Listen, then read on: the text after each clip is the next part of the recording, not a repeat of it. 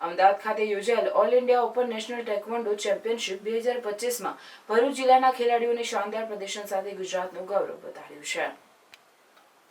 GNFC township અને અંકલેશ્વરની Takshashila school ખાતે ચાલતા ટેકવોન્ડો ક્લાસના કોચ હિતેશ વાઘેલા અને મેહુલ ચૌહાણના નેતૃત્વ હેઠળ કુલ 17 ખેલાડીઓએ all India open national taekwondo championship 2025માં ભાગ લીધો હતો.